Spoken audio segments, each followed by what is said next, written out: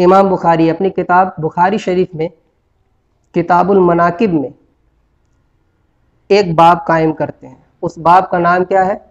ذکر معاویہ رضی اللہ تبارک و تعالی عنہ. یہ خارجی ہے معاذ اللہ، یا پھر امت میں نہیں ہے، یا پھر 1400 سال پہلے کے ہیں بقول طاہر القادری کے. جامع الترمذی میں ایک باب قائم کرتے ہیں. اس باب کا نام کیا؟ ابھی پہلے باب کا نام ہم نے کیا بتایا؟ ذکر معاویہ رضی اللہ تبارک و تعالی عنہ. اب امام ترمذی نے جب ایک باب قائم کیا تو اس کا نام کیا رکھا؟ مناقب معاویہ بن ابی سفیان رضی اللہ تبارک و تعالی عنہ. الحمد للہ رب العالمین والصلاة والسلام علی سید الاولین والآخرین سیدنا و نبینا مولانا محمد وعلی آلہ وصحبہ اجمعین، اما بعد. محترم دوستو، السلام علیکم ورحمۃ اللہ. جیسے کہ میں آپ حضرات سے وعدہ کیا کہ انشاءاللہ تعالی آج گفتگو کروں گا مختصر سی شیخ الاسلام پروفیسر ڈاکٹر محمد طاہر القادری صاحب، جو ہمارے قائد بھی ہے، دنیا بھر کے مسلمانوں کے کیا کہتے ہیں عزیز عالم دین بھی ہے، رہنما بھی ہے، اور یقیناً وہ اللہ تبارک و تعالیٰ کے بھیجے ہوئے حضور صلی اللہ علیہ وآلہ وسلم کے ذریعے بھیجے ہوئے دین کے یقیناً اس صدی کے مجدد بھی ہیں. میں ضروری سمجھا ہمارے بعض حضرات کے اصرار پر. آغاز میں تو میرا ارادہ نہیں تھا کہ میں اس سبجیکٹ پر بات کروں. کافی عرصہ ہو گیا میں اس سبجیکٹ کو چھوڑ کر، کہ یہ جو مخالفین رہتے ہیں یہ سدھرنے والے ہوتے نہیں. شیخ الاسلام کے جو حاسدین ہیں، اور ہر زمانے میں جو بھی بڑے عالم گزرے ہیں ان کے بڑے حاسد گزرے ہیں، اور بڑے ان کے مخالفین ہر زمانے میں جو بھی اللہ کے ولی کام کرے ہیں، بڑے مجدد کام کیے ہیں، جو اللہ والے کام کیے ہیں، ان کے مخالفین ہر زمانے میں گزرے ہیں. لیکن جیسے جیسے کام کرتے جاتے مخالفتیں بڑھتے جاتی. جتنے بڑے پیمانے پر کام ہوتا اتنی بڑی پیمانے پر مخالفت ہوتی ہے. محترم ناظرین کرام، کافی عرصہ پہلے میں بہت سارے مخالفین کا رد کیا، بہت سارے حاسدین کا رد کیا، ان کو دلائل کے ساتھ بات واضح کیا، بتایا. لیکن بعد میں مجھے اس بات کا اندازہ ہوا کہ یہ ان کی جو مخالفت ہے وہ لا علمی اور جہالت کی وجہ سے نہیں ہے، بلکہ حسد کی وجہ سے ہے. حسد کی بنیاد پر یہ مخالفت کرتے ہیں، اختلاف کرتے ہیں، اعتراض کرتے ہیں، اور غیر ضروری من گھڑت دلائل کو قائم کرتے ہیں. حالانکہ اہل علم کے پاس اس کی گنجائش رہتی، لیکن وہ لوگ گنجائش کی طرف نہیں جاتے، وہ لوگ گنجائش کو استعمال نہیں کرتے، بالکل ایک مسلک کو اختیار کرتے، ایک ہی عالم کے موقف کو پکڑ لیتے ہیں. بس ان کا مقصد یہ ہوتا کہ دوسرے قول کو اس لیے قبول نہ کیا جائے تاکہ شیخ الاسلام کی مخالفت ہو سکے. کسی طرح سے کبھی ان کو عیسائی بتا دو، کبھی ان کو کیا کہتے ہیں انگریزوں کا ایجنٹ بتا دو، کبھی ان کو قادیانی ہونے کا الزام لگا دو، کبھی ان کو وہابی کہہ دو، کبھی ان کو شیعہ رافضی کہہ دو. بس جو منہ میں الفاظ آئے بس اٹھائے اور بول دیے، سمجھتے نہیں، کرتے نہیں اس طرح سے.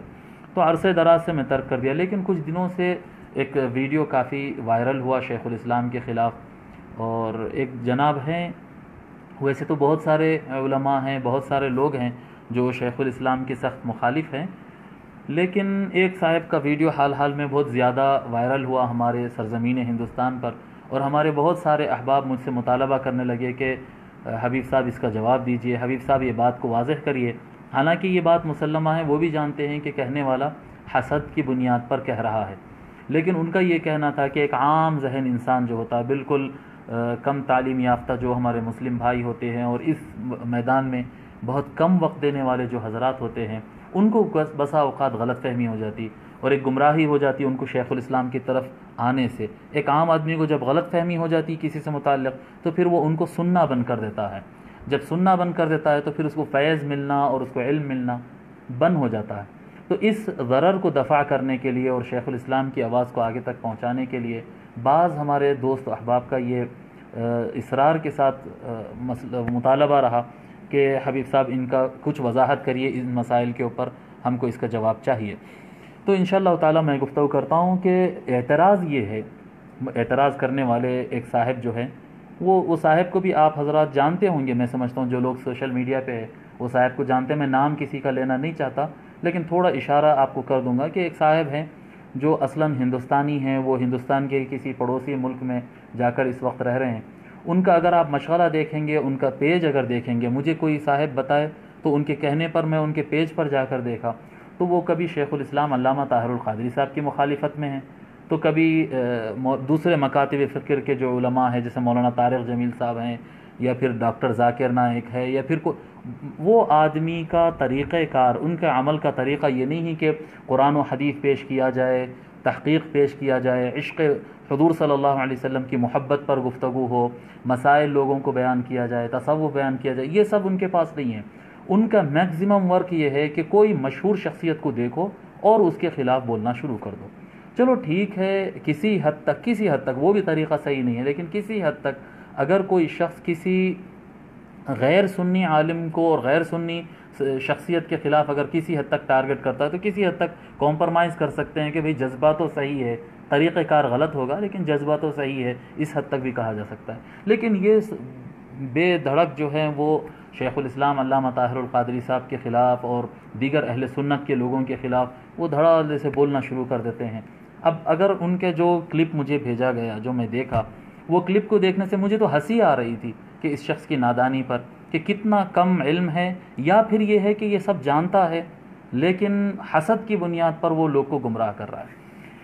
وہ شخص کہتا ہے کہ شیخ الاسلام علامہ طاہر القادری صاحب جو کہتے ہیں، جو ایک جگہ ایک مقام پر فرمائے ہیں کہ امیر معاویہ سے متعلق یہ جلوس نکالنا، یہ جلسے کرنا، یہ نعرے لگانا، یہ جھنڈے اٹھانا، یہ نعرے لگانا، یہ مسجدیں ان کے نام سے بنانا، ان کے امیر معاویہ کے ترانے اور قصیدے گانا، ان کا عرس منانا، فرماتے ہیں کہ 1300 سال کے لٹریچر میں، اسلامک لٹریچر میں نے کہیں نہیں پڑھا اپنی ساری زندگی میں کہ ہمارے اکابر اس طرح سے کرتے تھے۔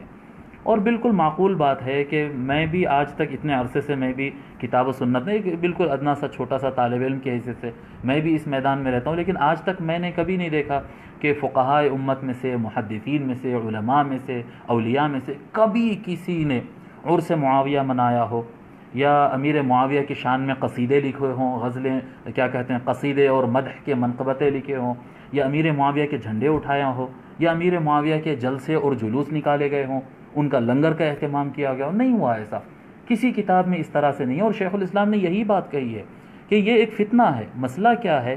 مسئلہ یہ ہے کہ جو اہل بیت کا دشمن ہے، جو اہل بیت کے مخالفین ہیں، ایک تاریخ کا ایک بالکل ڈارک ایج کہہ سکتے ہیں آپ، یا ڈارک ایج تو نہیں کہیں گے اس کو، ایک اندھیرا اور کالا ایک شعبہ ہے یہ تاریخ کا، جس میں اہل بیت کے ساتھ ظلم ہوا، نہ صرف اہل بیت کے بلکہ اصل صحابہ کرام، اکابر صحابہ کرام، سابقین، اولین، مہاجرین، انصار، ان کے ساتھ بے تحاشا ظلم ہوا۔ مہاجرین کے ساتھ ظلم ہوا، انصار کے ساتھ ظلم ہوا، تمام بدری صحابہ کے ساتھ ظلم ہوا، اہل مدینہ کے اوپر بے تحاشا ظلم ہوا، اہل بیت اطہار پر ظلم ہوا، مولا علی پر ظلم ہوا، امام حسن پر، امام حسین پر ظلم ہوا، سارے خاندان نبوت پر ظلم ہوا۔ اور ایک شخص کا نام آتا ہے، وہ دور جو ہے وہ دور امیر معاویہ کا ہے، بنو امیہ کا دور ہے اصلاً، جو شروع ہوتا ہے، جس کا فاؤنڈر، جس کے بانی امیر معاویہ ہے۔ اب امیر معاویہ کو کیونکہ اہل سنت والجماعت کا، جمہور کا، میجورٹی کا یہ موقف ہے کہ کیونکہ کچھ عرصہ، مختصر سا عرصہ وہ کلمہ پڑھنے کے بعد حضور صلی اللہ علیہ وآلہ وسلم کے ساتھ بھی پائے ہیں، اس لیے ان کے خلاف کھل کر زبان درازی نہیں ہونا چاہیے، تھوڑا زبان کو کنٹرول کرنا چاہیے، ادب کرنا چاہیے، اس نسبت کا لحاظ کرنا چاہیے۔ اس وجہ سے علماء کے اس میں دو موقف ہیں اہل السنہ والجماعہ کے۔ ایک موقف یہ ہے کہ ان کے خلاف کہا جا سکتا ہے، جو کہ مائنورٹی ہے، اقلیت ہے علماء کا۔ ایک علماء کی میجورٹی جو ہے، جمہور اور اکثریت کا موقف یہ ہے کہ ان کے خلاف نہ کہا جائے۔ خلاف نہ کہا جائے یا خلاف کہا جا سکتا ہے، اس میں گفتگو ہے اہل سنت میں، لیکن اہل سنت والجماعت میں ان کے فضائل کے جلسے منعقد کرنا، ان کے فضائل میں، مناقب میں ان کے جو ہے قصیدے لکھے جانا اور اشعار لکھنا، امیر معاویہ کے نام سے تاریخ میں کوئی مسجد نہیں بنی، تاریخ اسلام میں کوئی امیر معاویہ کے نام سے کوئی مسجد نہیں بنی، تاریخ میں جو ہے ان کے نام سے کوئی منقبتیں اور قصائد نہیں لکھے گئے، ان کے نام سے کبھی عرس نہیں ہوا تاریخ اسلام میں۔ کسی محدث، فقیہ، امام اور علامہ نے جو ہے قدیم زمانے کے 1300 سال کی تاریخ میں یہ نہیں ہوا۔ یہی بات شیخ الاسلام فرمائے۔ مسئلہ کیا ہے؟ اہل بیت سے ان کی دشمنی تھی، سینئر صحابہ سے ان کی دشمنی تھی، سو ان کے نام کو ابھارنا دراصل بغض اہل بیت کا آئینہ ہوتا ہے، یہی شیخ الاسلام نے کہا۔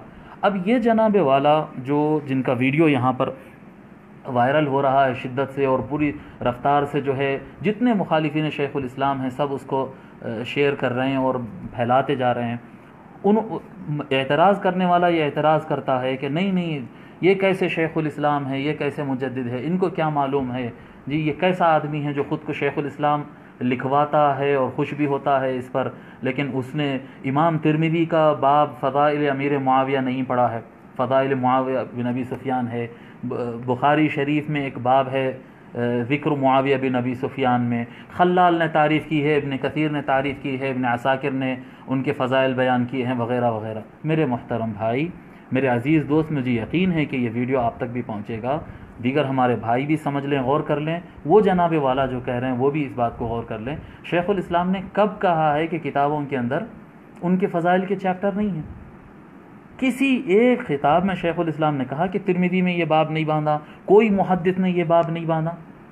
شیخ الاسلام نے تو یہ کہا ہی نہیں کہ کتابوں کے اندر یہ چیپٹر نہیں ہے۔ شیخ الاسلام فرما رہے ہیں کہ 1300 سال میں عرس کب منایا گیا، 1300 سال میں مسجدیں کب بنائی گئی ان کے نام سے، اس کا جواب دیجئے۔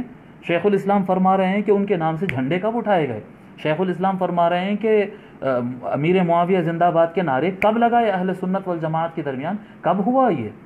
شیخ الاسلام یہ فرما رہے ہیں کہ یہ نعرے لگانا، یہ عرس منانا، یہ جلسے جلوس کرنا، یہ منقبت کی محفلیں کرنا ان کے نام سے، یہ مت کرو، یہ ناصبیت ہے، اور یقیناً یہ ناصبیت ہے، یقیناً یہ ناصبیت ہے۔ جو اہل بیت پر جو شخص ظلم کیا ہو، بلکہ یہ لفظ تو میں سمجھتا ہوں ناقص ہے یہ کہنا، جو اہل بیت اور صحابہ دونوں پر ظلم کیا ہو، دونوں کو قتل کیا ہو، قتل کروایا ہو، جی ایسے شخص جو قتل کروایا ہو دونوں کو، ان کی تعریف میں فنکشن کرنا، محفلیں کرنا، یہ تو بے شک ناصبیت ہے۔ اب جناب والا فوراً آ جاتے ہیں کہ ترمذی شریف میں باب ہے بھائی ترمذی شریف میں باب، ترمذی شریف میں نہیں، ترمذی شریف میں بھی ہے، مسند احمد میں بھی ہے، بخاری شریف میں بھی ہے، وغیرہ وغیرہ، ساروں میں ہے، ساروں میں ہے۔ سوال یہ پیدا ہوتا کہ اگر یہ شخص قابل تعریف نہیں تھا تو پھر ان کی تعریف میں ابواب کیوں باندھے گئے؟ سب سے پہلی بات یہ آپ یاد رکھیں کہ یہ چیپٹر علماء کا ہے، اس کو عوام میں لا کے عرس منانا اور دیغیں پکوا کے لوگوں کو کھلانا اور نعرے لگانے کا عنوان نہیں، یہ چیپٹر جو ہے علماء کا ہے۔ اس کو جب لایا گیا ہے تو کچھ باتیں مجھے عرض کرنا پڑے گی، کچھ باتیں مجھے عرض کرنا پڑے گی۔ اب یہ جو شخص کہتا ہے کہ بھئی ترمذی شریف میں باب ہے، ترمذی شریف میں رہے یا کسی کتاب میں رہے، بعد میں جرح و تعدیل کے جو ائمہ ہے، ائمہ جرح و تعدیل نے واضح الفاظ میں کہا، ابن حبان نے کہا ہے، دیگر ائمہ نے کہا ہے کہ ایک بھی روایت امیر معاویہ بن ابی سفیان کے فضائل میں صحیح وارد نہیں ہوئی، کوئی ایک سند صحیح امیر معاویہ بن ابی سفیان کی فضیلت میں وارد نہیں ہوئی، یہ سب موضوع روایتیں ہیں۔ اور موضوع روایتیں آنے کی وجہ کیا ہے کہ اس وقت کے جو بادشاہت تھی، بنو امیہ کا دور تھا، پھر بنو عباس کا دور تھا، یہ دونوں دور اہل بیت کے سخت ترین مخالفت کا دور تھا، اور جو دشمنان اہل بیت ہوں گے تو پھر مخالفین اہل بیت پر ابواب باندھنا ان کے لیے لازم ہو جاتا تھا، ورنہ نہیں چل سکتا تھا۔ آپ کو میں ایک بات بتاتا ہوں، جیسے کہ آج کے دور میں اگر آپ سعودیہ چلے جائیں، اور سعودیہ میں میجورٹی جو ہے وہابی علماء کی ہے، لیکن اہل سنت والجماعت علماء بھی ہے وہاں پر، بڑے کٹر اہل سنت والجماعت کے علماء ہیں، بیعت والے، فاتحہ والے، درود والے، سلام والے، میلاد والے، اہل سنت والجماعت کے علماء ہیں۔ شیخ علوی المالکی، شیخ محمد بن علوی المالکی، شیخ شریف حاتم العونی، کتنے بڑے اکابر علماء وہاں پر موجود ہے۔ لیکن یہ علماء میں سے بھی جب کوئی کتاب لکھتا ہے توسل کے اوپر، فاتحہ کے اوپر، یا کسی بھی عنوان سے جب کتاب لکھتے ہیں تو اس میں ابتدا میں یا درمیان میں یا اینڈ پر کہیں نہ کہیں بادشاہ سلامت کی تھوڑی سی تعریف ان کو لانا پڑتا ہے، چاہتے نہ چاہتے۔ اگر بادشاہ سلامت کی تعریف ابتدا میں، درمیان میں، صراحتاً اشارتاً اگر بادشاہ سلامت کی تعریف نہ آئے، جیل ہو جاتی ہے، کتاب بین ہو جاتی ہے، نظریں شروع ہو جاتی ہیں ان کے اوپر، ان کا جینا محال ہو جاتا ہے۔ یہ سارے کنگڈمز کا یہی حال ہے۔ آپ سعودیہ چلے جائیں، کویت، امارات، آپ قطر اور دنیا کی جہاں پر کنگڈم ہے آپ چلے جائیں، وہاں پر یہی معاملہ ہوتا ہے۔ تو آپ کیسے تصور کرتے ہیں کہ جو کتب بنو امیہ اور بنو عباس کے دور میں لکھے گئے ہیں، کیا ان دور میں یہ سب کیے بغیر لکھے جا سکتے تھے کتاب؟ جو حضرات نے نہیں لکھا، آپ دیکھیں، آپ امام نسائی صحیح ستہ والے ہیں نا، امام نسائی رحمۃ اللہ علیہ، جو بخاری، مسلم، ترمذی، ابو داود، نسائی، ابن ماجہ، یہ صحاح ستہ ہے، ان میں کے ایک امام نسائی نے کہا کہ مجھے کوئی روایت نہیں ملتی ہے معاویہ بن ابی سفیان کی فضیلت میں، کوئی روایت مجھے نہیں ملتی ہے۔ ان کو ہاتھوں سے پیروں سے اتنا مارا گیا کہ وہ جاں بر نہیں ہو سکے، انتقال کر گئے، شہید ہو گئے۔ جو عالم، جو محدث، جو امام امیر معاویہ بن ابی سفیان کی تعریف میں نہیں لکھتا، امیر معاویہ کا دور ہو یا اس کے بعد کے دور میں، جو یہ بالکل غنڈہ گردی بنو امیہ کے لوگوں کی غنڈہ گردی تھی، جو بڑی آواز رکھنے والا آدمی، جو علم کی دنیا میں مانا ہوا ہو اور لوگ اس کو مانتے ہوں، اگر ایسا شخص کتاب لکھے اور معاویہ بن ابی سفیان کی تعریف میں کوئی جملہ نہ لائے، اس کا قتل ہو جاتا تھا۔ امام حاکم نیساپوری کے اوپر آج تک تشیع کا الزام لگتا ہے، کیسے شیعہ ہو سکتا ہے؟ رافضی لکھے ہیں ان کو۔ امام حاکم نیساپوری المستدرک علی الصحیحین والے امام، کیسے وہ شیعہ اور رافضی ہو سکتے؟ وہ حضرت ابو بکر کو خلیفہ اول ماننے والے، حضرت عمر رضی اللہ عنہ کو خلیفہ دوم ماننے والے، حضرت عثمان غنی رضی اللہ عنہ کو خلیفہ سوم ماننے والے، ان تینوں کے فضائل بیان کرنے والے، سارے صحابہ کے فضائل بیان کرنے والے، اور ان تینوں کو ترتیب اسلام میں اور ترتیب افضلیت میں امام حاکم نے مولا علی سے پہلے لکھا ہے۔ اس کے باوجود ان کے اوپر شیعیت کا الزام، بلکہ بعض حضرات نے ان کے اوپر رافضی ہونے کا الزام لگایا ہے۔ جو خلفائے راشدین کو مانتا ہو، سارے صحابہ، مہاجرین، انصار، سب کو مانتا ہو، رافضی کیوں کہا جا رہا ہے اس کو؟ صرف اس وجہ سے کہ ان کی کتاب کے اندر معاویہ بن ابی سفیان کی تاریخ میں کوئی باب نہیں باندھا گیا، بس دیٹس اٹ۔ اس کے علاوہ کوئی اور وجہ نہیں ہے۔ سمجھنے کی ضرورت ہے، جو عالم اپنا کام آگے بڑھانا چاہتا ہو، یا جو عالم سروائیو کرنا چاہتا ہو، زندہ رہنا چاہتا ہو، اس کے لیے لازم تھا کہ کچھ نہ کچھ اپنی کتاب کے اندر لائے، اور اگر کتاب میں نہ لائے تو پھر موت اس کے لیے مرنے کے لیے تیار ہو جائے، مار دیا جائے گا، اس کو بے رحمی سے مار دیا جائے گا۔ امام نسائی رحمۃ اللہ علیہ، آپ لوگ پڑھیں ان کا انتقال کی ریزن پڑھیں، کیوں انتقال ہوا امام نسائی رحمۃ اللہ علیہ کا۔ امام اعظم ابو حنیفہ رضی اللہ تعالیٰ عنہ کا قتل کیوں کیا گیا؟ اہل بیت کو سپورٹ کرے اس لیے قتل کیا گیا۔ امام شافعی کے اوپر شیعہ ہونے کا الزام لگایا گیا، کیوں؟ امام شافعی کے، آپ لوگ اہل سنت والجماعت کے تو 4 فقہ کے 4 بڑے امام ہیں، ان میں سے ایک امام شافعی ہے، ان کے اوپر شیعہ ہونے کے فتوے لگے ہوئے ہیں۔ کیوں لگے ہوئے ہیں ان کے اوپر فتوے؟ اس زمانے میں کیوں ان کو تنگ کیا گیا، کیوں ستایا گیا، کیوں تکلیف دی گئی؟ کیونکہ وہ مخالفین اہل بیت کی تعریف نہیں کرتے تھے، بس ان کے سنی ہونے میں کیا شک ہے؟ بس یہی معاملہ تھا کہ امام ترمذی ہو یا امام بخاری ہو یا دیگر ائمہ ہو، وہ اپنی جان کی حفاظت کے الا من اکرہ وقلبہ مطمئن بالایمان کے تحت وہ لوگ اپنے جان کے تحفظ کے لیے اور حالات کو دیکھتے ہوئے کچھ نہ کچھ اس طرح کی روایت لا دیتے ہیں جس کی وجہ سے ان کی جان بچی رہے۔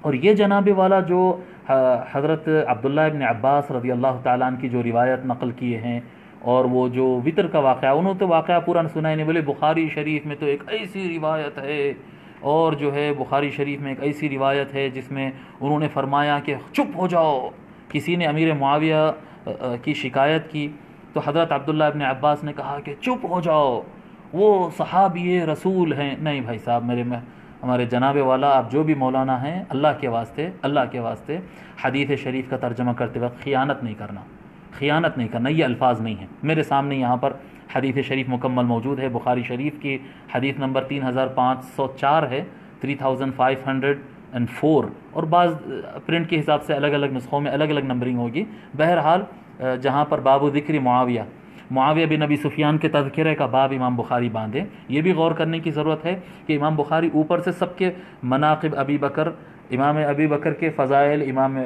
حضرت ابو بکر رضی اللہ عنہ کے فضائل، حضرت عمر کے فضائل، سارے صحابہ کے فضائل بیان کرتے ہوئے بیچ میں جو ہے باب ذکر معاویہ کا تذکرہ فرمائے ہیں۔ معاویہ بن ابی سفیان کے فضائل نہیں بیان کیے ہیں، معاویہ بن ابی سفیان کا تذکرہ لکھے ہیں۔ یہ بھی ذرا غور کر لیجئے، یہ بھی بیان کریے لوگوں کو انصاف کے ساتھ، اور ساتھ میں یہ جو قول جو کہے ہیں کہ وہ ہوا یہ کہ معاویہ بن ابی سفیان جو ہے وطر غلط طریقے سے پڑھ لیے ہیں، جیسا نہیں پڑھی جاتی ہے۔ اہل سنت والجماعت کے سارے ائمہ کے پاس 3 رکعت ہوتے ہیں کم از کم وطر کے۔ امام اعظم ابو حنیفہ حنفی مسلک میں 3 ملا کر پڑھتے ہیں، شوافع ہے، حنابل ہے اور مالکیہ ہے، ان کے پاس 2 پڑھتے ہیں، سلام پھر کر پھر 1 پڑھتے ہیں۔ تو یہ جو طریقہ ہے، معاویہ بن ابی سفیان نے 1 رکعت وطر ڈائریکٹ پڑھ لی، اس سے پہلے کوئی نفل کچھ 2 رکعت الگ سے پڑھے نہیں، ڈائریکٹ 1 رکعت پڑھ لیے۔ جب یہ بات سامنے ہے، حضرت ابن ابی ملیکہ رضی اللہ تعالیٰ روایت فرماتے ہیں کہ معاویہ اوتر معاویہ بعد العشاء برکعۃ، معاویہ نے عشاء کی نماز کے فوراً بعد صرف ایک رکعت سے وطر پڑھ لیے، اس سے پہلے کچھ نہیں، نماز عشاء پڑھے اور ایک رکعت وطر پڑھ کے اٹھ گئے۔ وعندہ مولا لابن عباس، اور ان کے پاس حضرت عبداللہ ابن عباس رضی اللہ عنہ کا غلام تھا وہاں پر۔ فأتا ابن عباس، وہ بعد میں حضرت عبداللہ ابن عباس رضی اللہ عنہ کے پاس آیا۔ اب یہ لفظ بعد میں آپ کو بتاؤں گا کیوں کہہ رہا ہوں۔ حضرت عبداللہ ابن عباس رضی اللہ عنہ کے پاس آیا اور وہ آ کر کہنے لگا کہ یہ جو ہے وہ معاویہ ایک رکعت وطر پڑھ لیے، یہ کون سا طریقہ ہے؟ تو حضرت عبداللہ ابن عباس نے کہا، فرمایا آپ نے، دعہ فإنہ صحب رسول اللہ صلی اللہ علیہ وآلہ وسلم، فرماتے حضرت عبداللہ ابن عباس رضی اللہ تعالیٰ ان سے متعلق گفتگو کرنا چھوڑ دو، وہ غلط کرے صحیح کرے جو بھی کرے وہ مسئلے کو چھوڑ دو، انہوں نے کچھ زمانہ حضور صلی اللہ علیہ وسلم تک پایا ہے۔ حضور صلی اللہ علیہ وسلم، مسئلہ یہی ہے کہ جب کبھی کوئی بولیں گے کہ صحیح کیا غلط کیا، ارے صحابی سے متعلق آپ ایسا بول رہے ہیں، صحابی سے متعلق ایسا بول رہے ہیں، انہوں نے یہ جملہ کہہ دیا، وہ حضور کے ساتھ، حضور صلی اللہ علیہ وسلم کے ساتھ کچھ وقت گزارے ہیں، لہذا ان سے متعلق بات کرنا چھوڑ دو۔ اب اس کے شروحات آپ اٹھا کر پڑھیں، ائمہ حدیث نے اس سے متعلق کیا کہا۔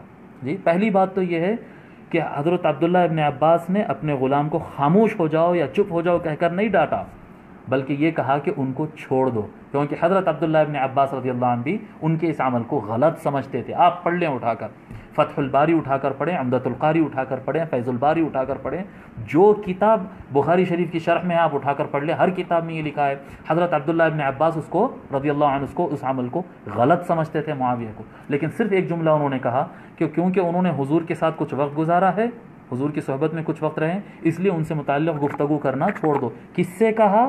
غلام سے کہا، چھوٹے آدمی سے کہا جس کو اتنے علم وغیرہ کی بات نہیں ہے کہ یہ بات عوام الناس میں جائے گی تو ایل فیل بلا وجہ ہو جائیں گی، جو شیخ الاسلام آج منع کر رہے ہیں۔ شیخ الاسلام منع کر رہے ہیں کہ اس پہ عام لوگ اس پر گفتگو نہ کریں، بند کریں، ادب کریں، لحاظ کریں، بس ختم کر دیں بات کو۔ یہ شیخ الاسلام کا یہی موقف ہے، وہی موقف ہے جو حضرت عبداللہ ابن عباس رضی اللہ عنہ کا ہے۔ اور اگر آپ مزید تحقیق میں جائیں تو حضرت عبداللہ ابن عباس رضی اللہ تعالیٰ جہاں پر غلام کو اپنے یہ فرمائے ہیں کہ یہ مسئلے کو چھوڑ دو، دیگر موقع پر کچھ اور فرمائے، اور جہاں پر اعتماد کے افراد تھے اور سمجھدار لوگ تھے، حضرت عکرمہ، یہ ایک بڑا نام ہے جو محدث فن حدیث میں جو کام کرتے ہیں، جو حدیث شریف پڑھتے ہیں اور صحابہ اور تابعین کو جانتے ہیں، وہ جانتے ہیں حضرت عکرمہ کتنے بڑے آدمی ہیں۔ حضرت عکرمہ رضی اللہ تعالیٰ عنہ فرماتے ہیں، میں عبداللہ ابن عباس رضی اللہ تعالیٰ عنہ کے ساتھ اس مقام پر تھا جہاں پر معاویہ کے ساتھ ہم بیٹھ کر کافی دیر تک گفتگو کرتے رہتے، رات کا ایک حصہ گزرنے کے بعد ہم نماز عشاء کے لیے کھڑے ہوئے، معاویہ بن ابی سفیان اٹھے، نماز عشاء کے بعد فوراً ایک رکعت وطر پڑھے اور بیٹھ گئے۔ تو حضرت عبداللہ ابن عباس رضی اللہ تعالیٰ نے حضرت عکرمہ سے، یہ اہل علم سے ہے، حضرت عکرمہ رضی اللہ تعالیٰ عنہ سے کہتے ہیں، فقال ابن عباس من این ترى اخذها الحمار۔ اب یہ باتیں بولنا پڑ رہا سوشل میڈیا پہ مجبور ہو کر۔ حضرت عبداللہ ابن عباس رضی اللہ تعالیٰ عنہ فرماتے ہیں، پتہ نہیں یہ گدھا یہ طریقہ کہاں سے لایا ہوگا۔ اب کیا بتائیں، اب ہم نہیں سنانا چاہتے یہ روایت، یہ باتیں ہم نہیں کھولنا چاہتے ہیں، مگر اگر کوئی حدیث شریف کا غلط استعمال کرے اور کہے کہ حضرت عبداللہ ابن عباس رضی اللہ تعالیٰ عنہ ان کی تعریف میں کہہ رہے تھے، ان کی تعریف میں تو خاموش ہو جاؤ وہ صحابی ہے، نہیں بھائی صاحب، خاموش ہو جاؤ، وہاں ادب نہیں سکھایا جا رہا تھا، وہاں لوگوں کو وہی تعلیم دی جا رہی تھی جو شیخ الاسلام آج دے رہے ہیں۔ شیخ الاسلام کے جو تربیت اور تعلیم کرنے کا طریقہ ہے وہ یہی ہے کہ اس شخص کے غلطیاں بہت زیادہ ہے، لیکن یہ چیپٹر پبلک میں نہ کھولا جائے، اس مضمون پر گفتگو نہ کی جائے، یہ چیپٹر کو بند رکھا جائے۔ صحابیت ایک نسبت ہے، بس وہ نسبت کا لحاظ رکھے اور یہ چیپٹر کو بند کریں۔ اگر یہ چیپٹر کھولیں گے اور روایتوں کا اس طرح سے غلط استعمال کریں گے تو یہ چیپٹر، اب یہ میں آپ کے سامنے کھول دیا، یہ شرح معانی الآثار امام طحاوی کی کتاب میں یہ روایت منقول ہے ہمت آپ کے اندر یہ روایت سنانے کی؟ جناب والا سنائیں آپ یہ روایت، من این ترى اخذها الحمار، یہ گدھا کہاں سے لایا اس طریقے کو، کہاں سے لایا؟ تو یہ مسئلہ تھا وہاں پر۔ حضرت عبداللہ ابن عباس جن کے سامنے کہنا مناسب تھا، وہاں پر اپنے غصے کا اظہار بھی کیے، لیکن عام خاص لوگوں کے سامنے اس طرح سے بیان نہیں کیے۔ اور یہ کہنا کہ خاموش ہو جاؤ، نہیں، خاموش ہو جاؤ نے چھوڑ دو، انہوں نے فرمایا ہے۔ اس کو کیا کہتے ہیں، امام طحاوی نے، آپ عام الناس نہیں جانتے ہوں گے امام طحاوی کون ہے۔ اہل سنت والجماعت کے عقائد سارے درس نظامی جتنے پڑھائے جاتے ہیں، اہل سنت والجماعت کے عقائد کی بنیادی کتاب شرح عقیدۃ الطحاوی جب پڑھائی جاتی ہے، اہل سنت والجماعت کی عقائد میں پڑھی جانے والی فرسٹ اور بنیادی کتاب امام طحاوی کی لکھی ہوئی، ابو جعفر الطحاوی۔ یہ کس دور کے ہے؟ یہ امام ابو داود کے شاگرد ہے، یہ امام تیسری صدی کے، یعنی آج سے 1200 سال پہلے کے آدمی ہیں، یہ 1200 سال پہلے کے، آج کے آدمی نہیں ہے یہ کہ لکھنے والے، یہ تقریباً اسی زمانے کے لوگ ہیں۔ امام بخاری، امام ترمذی، ابو داود، نسائی اس دور کے آدمی ہیں۔ امام جعفر الطحاوی اپنی کتاب میں اس کو نقل کرتے ہیں، اور اس پر جرح کرنے والے حضرات جرح کر کے کئی ائمہ نے اس حدیث کو قوی اور صحیح بھی بتایا ہے، بعض نے اختلاف بھی کیا ہے، بعض نے اس کو صحیح بھی بتایا ہے۔ تو سمجھنے کی ضرورت ہے۔ یہ امیر معاویہ کے اگر آپ فضائل بیان کریں، آپ مولا علی کے فضائل بیان کریں، حضرت سیدنا ابو بکر منہاج القرآن کے لوگوں کو شیعہ شیعہ شیعہ کہہ کر پھیلا رہے، اللہ کو کیا منہ دکھاؤ گے تم؟ ارے ہم حضرت سیدنا ابو بکر صدیق رضی اللہ تعالیٰ عنہ کا ادب، احترام اور تعظیم کرنے والے، حضرت عمر رضی اللہ تعالیٰ عنہ کا ادب اور تعظیم کرنے والے، ہم حضرت عثمان غنی رضی اللہ تعالیٰ عنہ کی تعظیم کرنے والے، سارے عشرہ مبشرہ کے فضیلت اور ان کی شان بیان کرنے والے، ہم مہاجرین کا ادب کرنے والے، انصار کا ادب کرنے والے، بدرین کا ادب کرنے والے، سارے صحابہ ہزاروں کی تعداد میں، جس سب کو ماننے والے ہیں۔ آپ کو کوئی نہیں ملا سوائے جو اہل بیت سے دشمنی کیا، جی جو صحابہ کرام کی تذلیل کیا ہو، جو اہل بیت کرام کو تکلیف دیا ہو، جو صحابہ کرام کا قتل کروایا ہو، آپ کو ان کے سوا کوئی نہیں ملا شان بیان کرنے کے لیے، شیخ الاسلام کو بولنے کے لیے آئے، بڑے آ گئے۔ شیخ الاسلام جو ہے برائی کر رہے ہیں معاویہ کی، معاذ اللہ، شیخ الاسلام نے کب برائی کی؟ شیخ الاسلام تو لوگوں کو چپ کراتے ہیں، پڑھنے کی تلقین بھی دیتے ہیں، لوگ کو جاہل نہیں رکھتے ہیں۔ میں جانتا ہوں آپ جس طبقے سے آپ تعلق رکھتے ہیں، شیخ الاسلام کے مخالفین سے میں کہہ رہا ہوں کہ آپ جس طبقے سے رہتے ہیں وہ طبقہ لوگوں کو علم کا ایک چیپٹر پڑھا کر دوسرا چیپٹر چھڑا دیتا ہے۔ شیخ الاسلام ان میں سے نہیں ہے۔ شیخ الاسلام علامہ طاہر القادری صاحب مکمل علم دیتے ہیں، ہر چیپٹر پڑھاتے ہیں، ہر کتاب کی ہر بات بتاتے ہیں، اور اس کے بعد ادب بھی سکھاتے ہیں، کس میدان میں کہا جائے، کس میدان میں نہ کہا جائے، کس حد تک بولا جا سکتا ہے، کس حد تک نہ بولا جائے، کن ابواب کو چھیڑا جائے، کن ابواب کو نہ چھیڑا جائے، یہ بھی سکھاتے ہیں۔ منہاج القرآن والے، منہاج القرآن شیخ الاسلام کے چاہنے والے اور شیخ الاسلام کے فالوور علم کی بنیاد پر چلتے ہیں، اندھی تقلید نہیں کرتے کہ ہمارا مرشد نے یہ کہہ دیا بس ہو گیا خلاص، نہیں، یہ چیپٹر سارے ہمارے سامنے ہیں۔ ہم اہل بیت کے کرام کی فضیلت بہت زیادہ جم کر بیان کرتے ہیں، یہی شیخ الاسلام کی سنت ہے۔ مولا علی کی شان، امام حسن حسین کی شان، سیدہ فاطمہ کی شان، جی حضور صلی اللہ علیہ وسلم کے خاندان کی شان بہت جم کر بیان کرتے ہیں، کیونکہ یہ سنت مصطفیٰ ہے۔ صحابہ کرام کی بھی فضیلت بیان کرتے ہیں کیونکہ یہ سنت مصطفیٰ ہے، لیکن دشمنان اہل بیت اور دشمنان صحابہ کی ہم شان نہیں بیان کرتے، وہ چیپٹر کو کلوز کر دیتے ہیں۔ ایک متنازع ترین باب ہے، ان کے نام سے جھنڈے اٹھا کر امت میں فتنے پیدا کرنا، کوئی نہیں ملا۔ ابو ایوب انصاری رضی اللہ تعالیٰ عنہ کی شان نہیں ملی، سعد بن ابی وقاص کی شان ختم ہو گئی، عشرہ مبشرہ کے نام لوگ کو نہیں معلوم ہے، آج عشرہ مبشرہ کے نام لوگ کو نہیں معلوم ہے، اس پہ آپ کو محنت کرنے کے لیے نہیں ہوتا ہے، ان کے نام نہیں بتائیں گے آپ، عبد الرحمن بن عوف نہیں بتائیں گے آپ، سعید بن زید نہیں بتائیں گے آپ لوگ کو، سعد بن ابی وقاص نہیں بتائیں گے، زبیر بن العوام نہیں بتائیں گے، ان کی قربانیاں کہاں ہیں؟ اکابر صحابہ، ابو ایوب انصاری رضی اللہ عنہ، سعد بن معاذ ہے، سعد بن عبادہ ہے رضی اللہ عنہ مجمعین، کتنے بڑے قربانیاں ان کے، پیٹ پر پتھر بانا انہوں نے، پیٹ پر پتھر بنا۔ آپ کو کسی کی فضائل نہیں ملے سوائے اس معاویہ بن ابی سفیان کے جو دن میں 7 ٹائم کھانا کھاتا تھا، جی وہ معاویہ بن ابی سفیان جو دن میں 7 ٹائم کھانا کھاتے تھے، جو کیا کہتے ہیں، اب میں آپ کو کیا بتاؤں، تعریف میں بتاتے ہیں کہ نہیں جی شیخ الاسلام تو واقفیت ہی نہیں رکھتے ہیں، انا للہ و انا الیہ راجعون، شیخ الاسلام واقفیت نہیں رکھتے ہیں۔ ترمذی شریف، بخاری شریف، جو شیخ الاسلام علامہ طاہر القادری صاحب کے کتابیں ہزاروں احادیث پر مشتمل، ان کے ہاتھ سے لکھی ہوئی کتابیں مارکیٹ میں آ رہی ہے، جن سے زیادہ حدیث شریف میں اس وقت روئے زمین پر، میں چیلنج دے رہا ہوں، روئے زمین پر فن حدیث میں اتنی زیادہ کتابیں لکھنے والے روئے زمین پر کسی ایک شخص کو لا کر بتا دو، ارے چھوٹے چھوٹے رسائل ہی لا لو، جی منہاج السوی کے اتنا، اور ہدایت الامہ، اور عرفان السنہ، اور بڑے بڑے معارج السنن، جی اتنے بڑے بڑے کتابوں کے فن حدیث کی بات کر رہا ہوں، ابھی میں دوسری طرف جا نہیں رہا ہوں، جی فقہ میں، سیاسیات میں، اور قرآنیات میں، اور تاریخ میں نہیں جا رہا ہوں، میں صرف حدیث کی بات کر رہا ہوں۔ شیخ الاسلام نے جتنی کتابیں حدیث میں لکھی ہے آپ کسی عالم کو کی تالیفات لا کر بتا دیں. شیخ الاسلام کو حدیث نہیں معلوم، جو پوری دنیا کو علم الحدیث پڑھا رہے ہیں، اصول الحدیث پڑھا رہے ہیں، وہ امام وقت کو نہیں معلوم ہے. اور آپ کو معلوم ہے، جو میں سمجھتا ہوں شاید آپ کے اوقات کوئی 2-5 رسالے لکھنے کی بھی اوقات نہیں ہے 100 صفحے کی، اس میں بھی شاید آپ ان کی نقل کر کے ہی لکھ لیتے ہوں گے، لکھیں گے بھی تو جی آپ کی حیثیت اتنی ہے. انا للہ و انا الیہ راجعون. سوچے بڑے کیا کہتے ہیں شان بیان کرتے ہیں.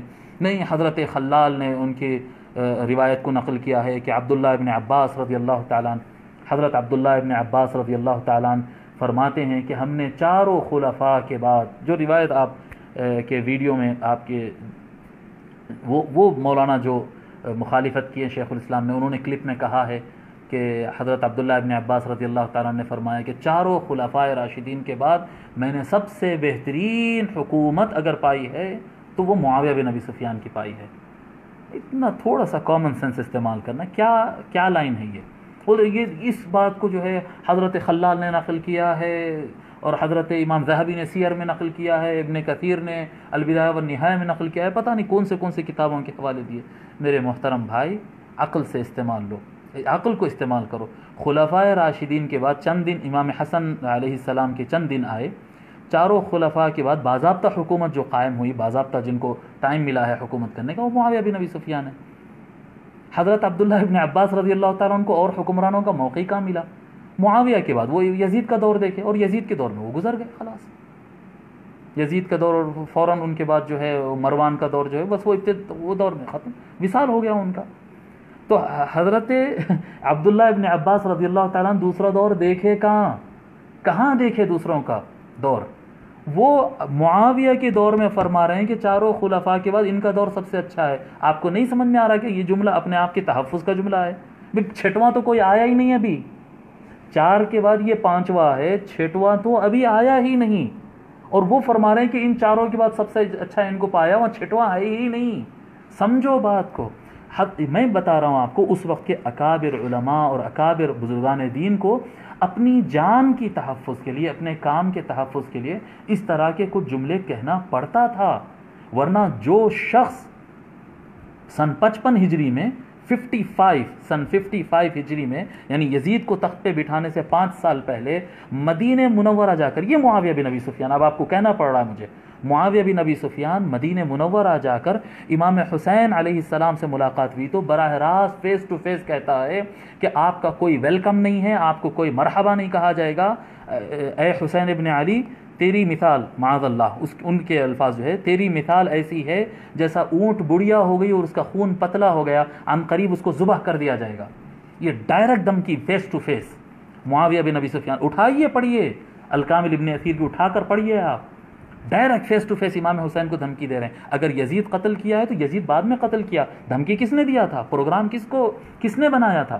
معاویہ بن ابی سفیان نے ڈائریکٹ کہا ہے امام حسین کو کہ تیرا خون کیا کہتے ہیں پتلا ہو گیا، اس اونٹنی کی طرح ہو گیا جس اونٹنی کا خون پتلا ہو گیا. اور جب اونٹ وغیرہ کا خون زیادہ پتلا ہو جاتا تو پھر وہ زیادہ کام کے نہیں ہوتے، تو خود سے مرنے سے پہلے اس کو ذبح کر دیا جاتا ہے تاکہ گوشت حلال ہو جائے اور کھانے تو کام میں آ جائے. خود سے مر جائے تو مردار کا گوشت حلال نہیں ہوتا، تو اونٹ کو کاٹ دیتے تھے جب اس کا خون پتلا ہو جاتا.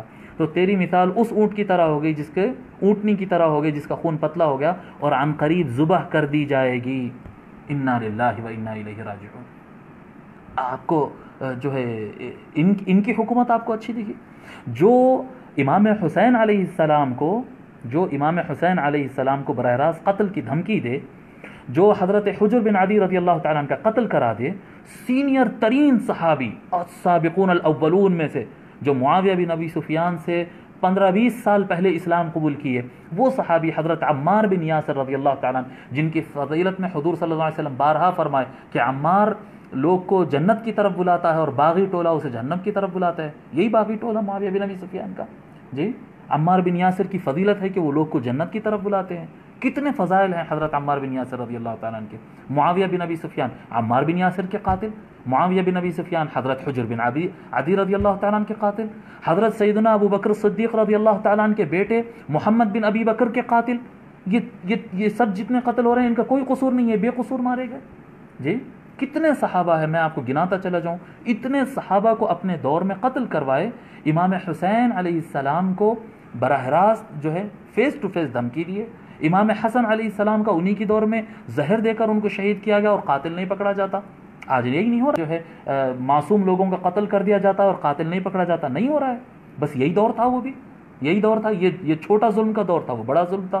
یہاں پر غریب اور مسکین اور جاہل لوگ کو مارا جا رہا، وہاں پر عالم اور اکابر صحابہ اور اہل بیت کو کے ساتھ دشمنی نبھائی جاتی تھی. جی آپ خلال کا قول نقل کر رہے ہیں. اگر آپ خلال کا قول نقل کر رہے ہیں تو حضرت ابو بکر الخلال رضی اللہ رحمۃ اللہ علیہ کا یہ قول بھی آپ نقل کر دیں. وہی ابو بکر الخلال ہے نا جن کے بارے میں آپ کہہ رہے ہیں کہ حضرت عبداللہ ابن عباس نے یہ روایت کی ہے. دوسری روایت بھی سنا دیجیے. حضرت عبداللہ ابن عمر رضی اللہ تعالیٰ عنہ فرماتے ہیں کہ رسول اکرم صلی اللہ علیہ وآلہ وسلم نے ارشاد فرمایا، ہر امت میں ایک فرعون ہوتا ہے اور میری امت کا فرعون معاویہ بن ابی سفیان ہے.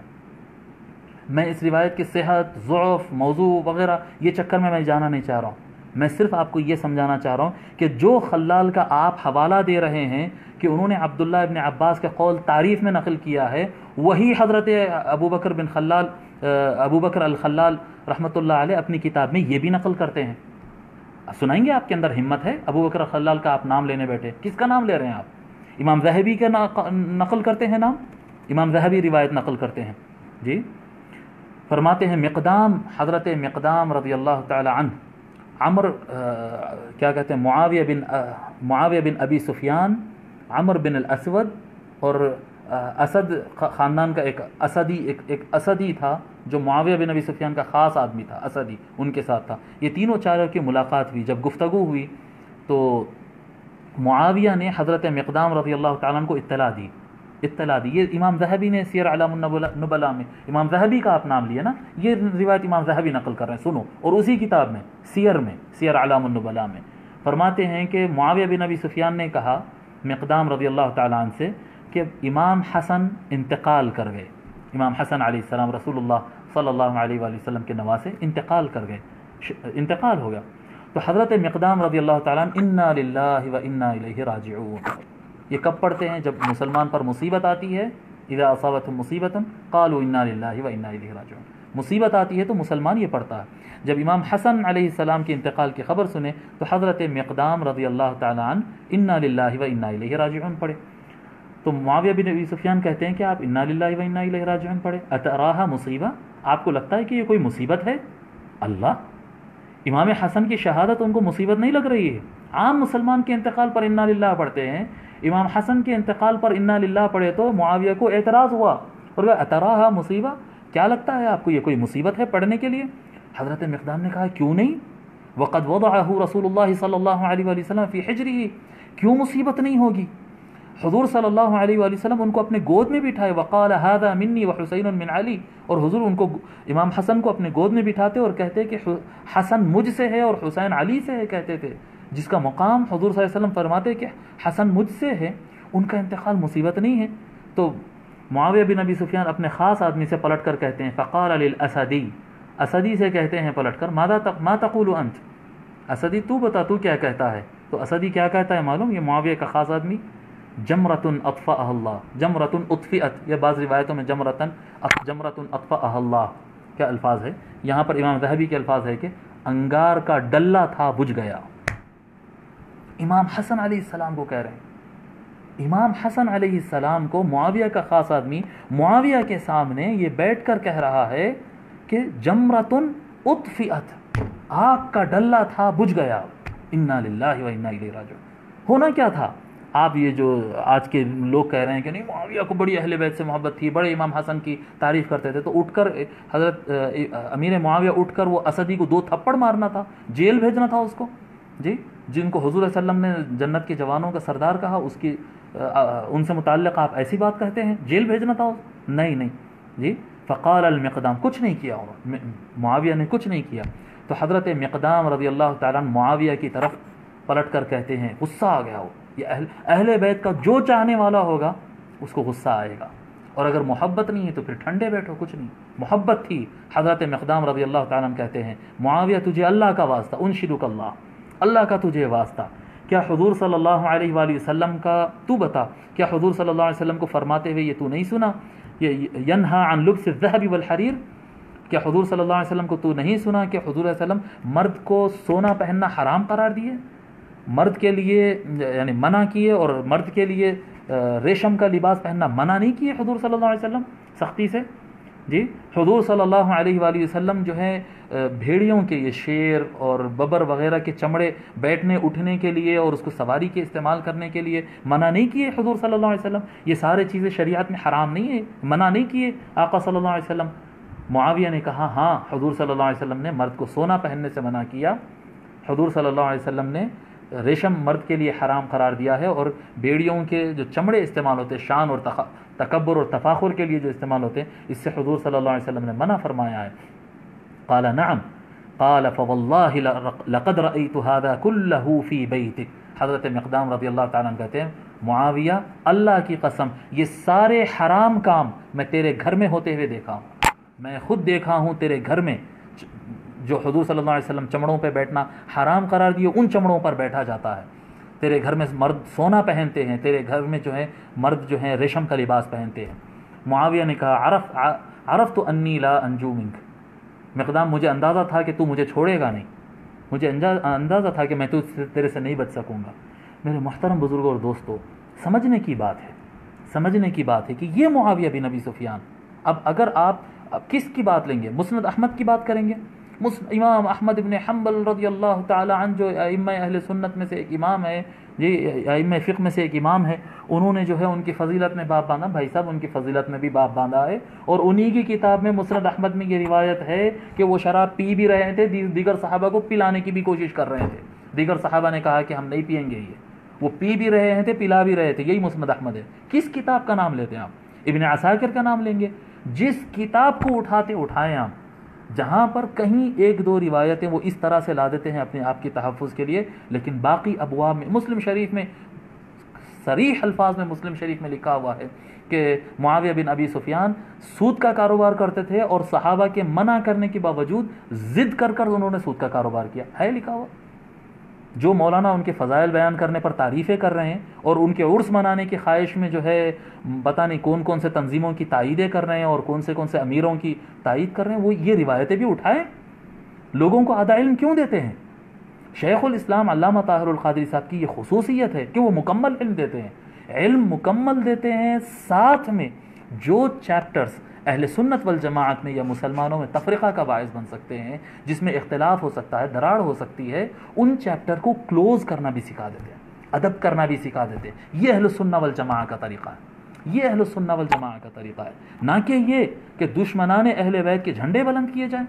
دشمنان اہل بیت میں کیا بیان کروں آپ کے سامنے؟ کس کتاب کی بات کریں گے آپ؟ ابن ماجہ، صحیح سنن ابن ماجہ اٹھائیں آپ، صحاح ستہ میں سے کتاب ابن ماجہ آپ اٹھائیں، اس کے اندر لکھا ہوا ہے کہ حضرت سعد بن ابی وقاص رضی اللہ تعالیٰ عنہ کے سامنے براہ راست معاویہ بن ابی سفیان نے مولا علی کو گالیاں دی ہے۔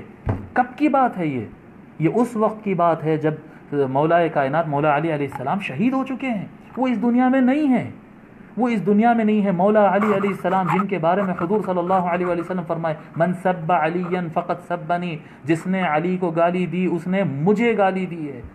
اس مولا کائنات کو جن کو گالی دینا رسول اللہ کی طرف جاتا ہے، ان کی طرف گالی ہو جاتی ہے، ان کو جو ہے سعد بن ابی وقاص رضی اللہ تعالیٰ عنہ کے سامنے بیٹھ کر معاویہ بن ابی سفیان براہ راست گالیاں دیے، جس پر برہم ہو کر حضرت سعد بن ابی وقاص رضی اللہ تعالیٰ عنہ پھر ان کو جواب بھی دیے، اور یہ روایت موجود ہے کتب اہل سنت والجماعت میں، سنن ابن ماجہ میں آپ کو حوالہ دے رہا ہوں۔ تو بہرحال بتانا مقصود یہ ہے ہمارے خاص طور پر عامت الناس اہل سنت والجماعت کہ اس طرح کے لوگ جن کا صبح شام اٹھنا بیٹھنا کوئی سیلیبریٹیز کو گالی دے کر اور سیلیبریٹیز کی مخالفت کر کے اپنی شہرت بڑھانا جن کا کام ہوتا ہے، جو نہ فقہ پڑھاتے ہیں، نہ اصول فقہ پڑھاتے ہیں، نہ حدیث پڑھاتے ہیں، نہ اصول حدیث پڑھاتے ہیں، نہ تاریخ بیان کرتے، ان کا کوئی کام ہی نہیں ہے، بس سوشل میڈیا پہ آئے گالی دے دیا اور اپنا بند کر دیا۔ نہیں میں نام لے کر سب کا رد کر سکتا ہوں، مگر شیخ الاسلام کی طرف سے ہمیں پابندی ہے کہ بابا یہ مخالفتیں جوابیں وغیرہ اس میں وقت ضائع مت کرو، اس لیے ہم اس پر وقت ضائع نہیں کرتے، اور یہ بھی میں یہ چیپٹر سب کھولتا بھی نہیں،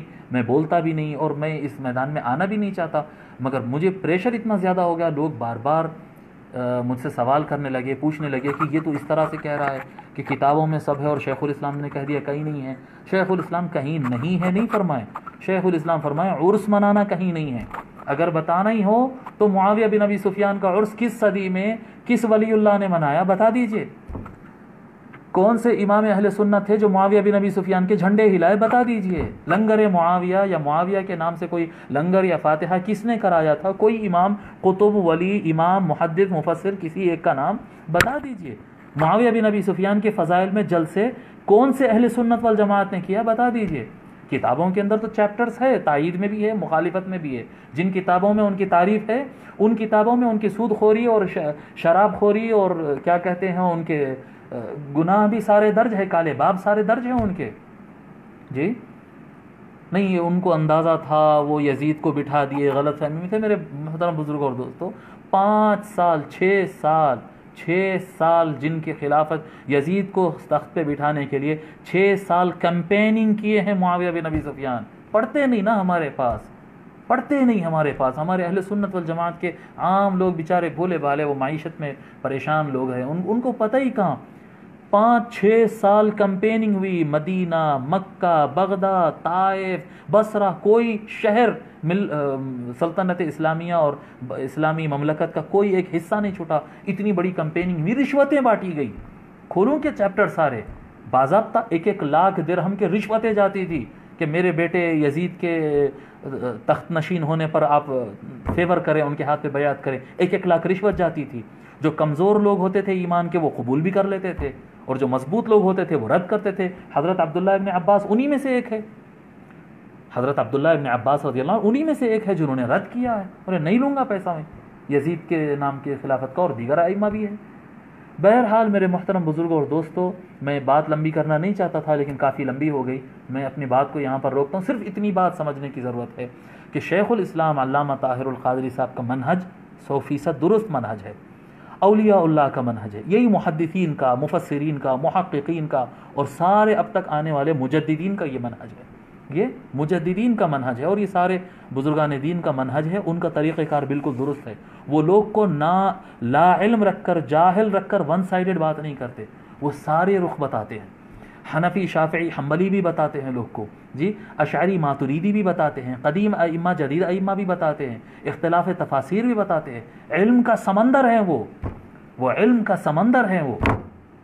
اگر سیکھنا ہو تم بھی سیکھو، اے مخالفو، حسد مت کرو، سورج سے جل نہیں جاتے، سورج سے استفادہ کرتے ہیں۔ شیخ الاسلام علم کا سورج ہے اس صدی میں، ان سے استفادہ کرو، ان سے جلو مت۔ جتنا جلو گے تمہارا ہی رنگ کالا ہوگا، فائدہ کچھ نہیں ہوگا، اللہ کے پاس بھی منہ نہیں دکھا پاؤ گے۔ شیخ الاسلام کی حسد میں اہل بیت کے خلاف جا رہے ہیں تم، دشمن علی، جن کے بارے میں حضور صلی اللہ علیہ وآلہ وسلم فرمائے کہ علی سے بغض رکھنے والا منافق ہے، صحیح حدیث ہے۔ علی سے بغض کوئی نہیں رکھے گا سوائے منافق کے، منافق ہے وہ جو مولا علی سے بغض رکھے گا۔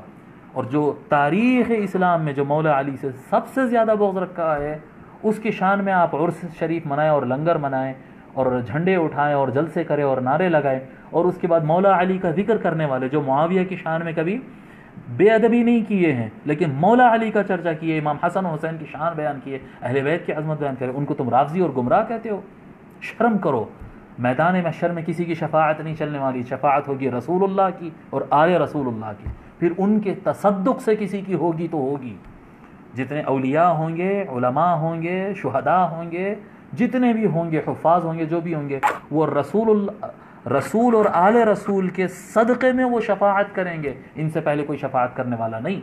حوض کوثر پہ حضور صلی اللہ علیہ وآلہ وسلم کے ساتھ سب سے پہلے پہنچ کر، پڑھو کتابیں، سب سے پہلے پہنچ کر حضور صلی اللہ علیہ وسلم کے ساتھ حوض کوثر پر کھڑے ہونے والے مولا علی علیہ السلام ہے۔